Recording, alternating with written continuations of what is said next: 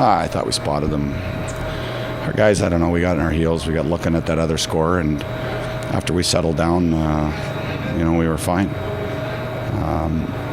We had our chances. I thought Miska was really good when they needed him to be throughout the end of the first and into the second, and you just can't get it back that after it's 3-0 and you're chasing the game a little bit. So unfortunately, we're in this spot now. I didn't like our finish.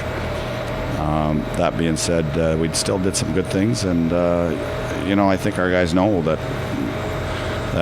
we come a little better prepared, and not so much prepared, but just understand your opponent now. We'll be fine. If you'd been able to convert on one of those early good shifts, or perhaps the Durkee goal, do you feel like the game would have evolved differently?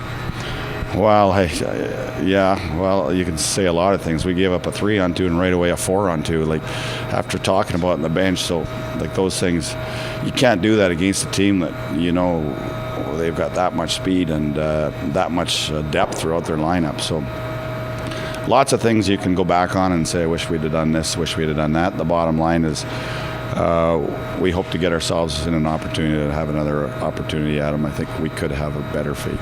Did you get a sense that the cohesion and communication was off between your players tonight when entering the zone? Or at least a little bit worse than last night? I don't know. I think when you get chasing the game, you tend to... We played looser last night. We played really uptight, I thought, tonight. So then it affects your decisions, and more of a selfish game tonight than last night, I guess. So, yeah, that would affect, entries. It would affect driving the center lane. It would affect a lot of things, communication all over the place. Why was Fortin sitting out tonight? We liked our goaltending, so we just give him a rest. How do you guys rebound going into Tuesday night's game? There's nothing much you can do. It's water under the bridge, so we have a practice tomorrow and get some energy. We did some good things here tonight, so we'll have a look at that. We'll review Spruce. Guess we'll go back to we get a chance to see them tomorrow, so I think they'll be a lot better. So we'll have a better, truer look at what or how they're playing right now, and we move forward. When you say truer look there, what did you see in Spruce Grove in that game against Penticton that maybe made you think this wasn't quite that real Saints team, apart from obviously the line score? Well, they just, that was one of those games, like, it was a one-off for them. And everything they touched was, nothing worked for them. It's just, I've been there. So the thing is that's not... their D are a lot more sure with their hands and their execution than we saw, and they do they're a good hockey club, a real good hockey club, and so we're not going to have a look at any of that video and expect to get much. What did you think of Luchek's performance? He lets in 6, but he makes 40 saves. Well, I liked Louis, actually. Like I said, the first goal, we got 3 guys staring at the puck and poor Drode toe pick, so he's got no chance, and then it's a 3-on-2 followed by a 4-on-2, and a walkout goal goes barring in, and then the third period goals were, those were stinky, and so not really support.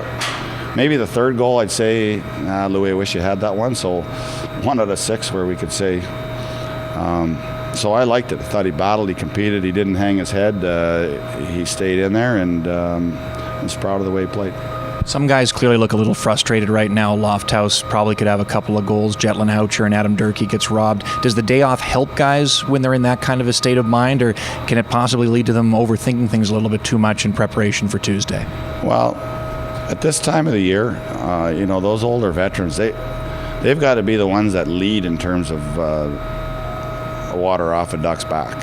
They've got to be able to reset themselves as well as the team.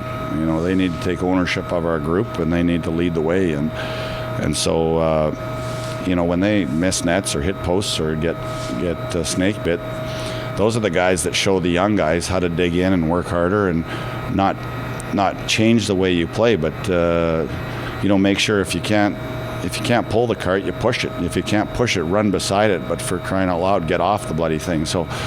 That's kind of it's got to be your leadership mentality in those guys. So the great thing is they're getting opportunities, and like I said, we'll practice tomorrow. It won't be long, but we'll get lots of pucks on the net.